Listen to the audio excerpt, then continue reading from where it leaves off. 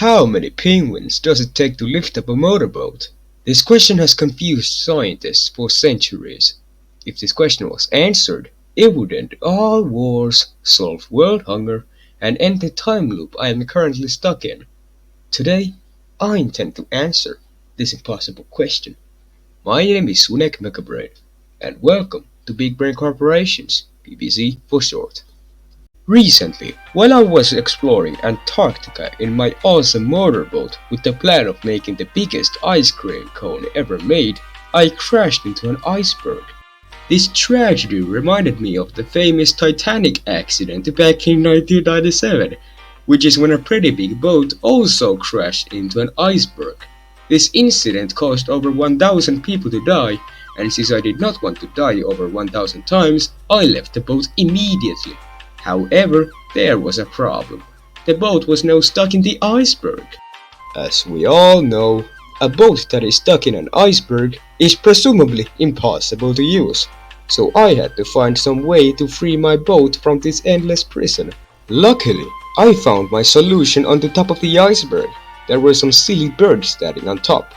After extensive research, I found that this bird is actually called a motorboat. I had to use the help of the motorboats to lift my penguin so I could finally leave. However, there was a problem. The motorboats were simply too far away. To solve this issue, I decided to call my private jet to fly me up to the top of the airplane. From there, I simply launched the motorboats off until they landed on the penguin, and the penguin didn't even sink. So the answer to the question is one penguin. Pfft, what an easy experiment. Anyway, I hope you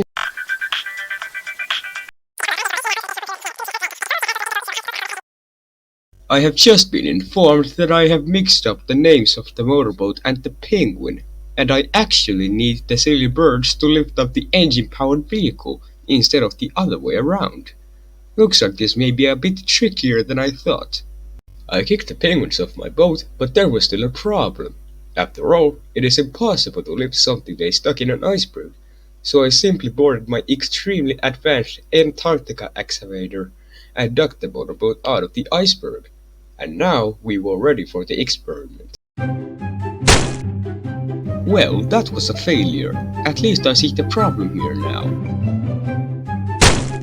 Okay, clearly this isn't working. These stupid penguins are even more pathetic than I thought. I knew I had to improve their strength somehow, so I made the penguins go through an extremely difficult exercise routine 24 hours a day and removed fish from their diet, forcing them to eat only one spoonful of snow every day. With my new superpowered penguins, I was ready.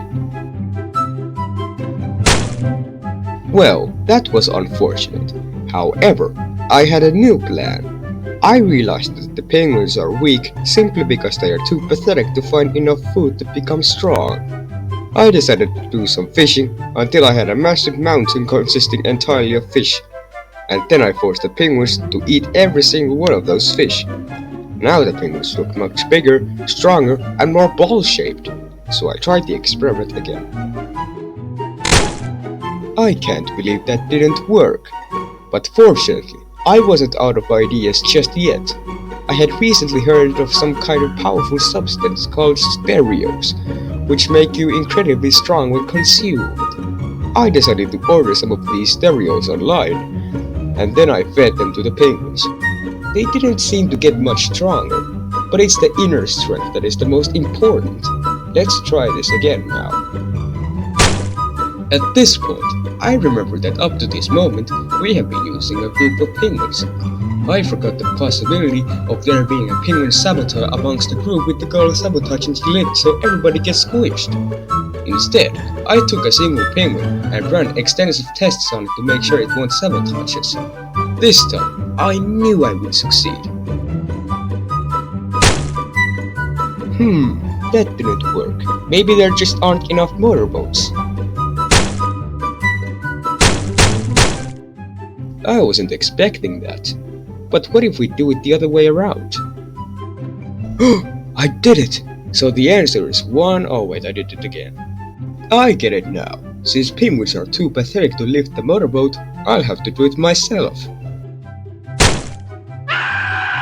It was obvious all along. The penguins just aren't motivated enough. What if the penguins just shot the motorboat instead? You know, if this boat really is this good at squishing stuff, I should use it for something actually useful. Overthrowing God. Impossible. How are you not dead? Please, just get out.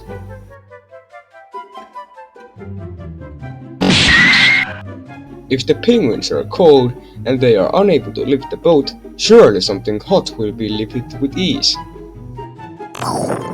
I should try using my brand new time travel gun to make the penguins travel forward in time to a time where they are strong enough to lift the boat.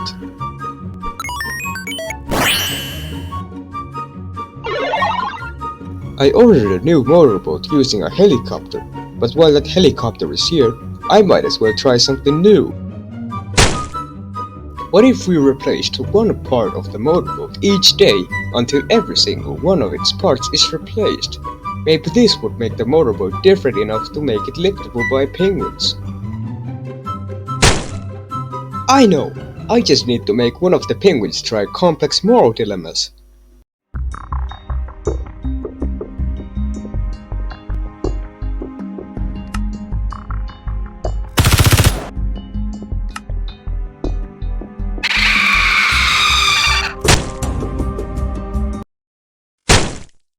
That one wasn't for an experiment. I just thought it would be funny to squeeze some more penguins. By this point, I only had one group of penguins left. I fed the remains of the fish mountain to the last group of penguins to make them round again, but I knew it wouldn't be enough. I was starting to get hopeless. I thought I would be stuck in Antarctica forever. Then, I had the most genius realization of my career. I noticed that the penguins next to me were round. The Earth is also round, which must mean that the Earth is actually just an extremely big penguin. This means that I was right all along. The Earth is lifting out the motorboat at all times, and the Earth is a penguin, so that means that the answer to the question was actually just one penguin. However, I wasn't done just yet. See, now that I had learned of the Earth's true nature, I had just one more mission. This planet-sized penguin was far too big to say hello to its penguin friends. So as one more act of kindness, I decided to take the penguins to space so they could say hello to Earth. I told my employees to bring the BBC spaceship to Antarctica.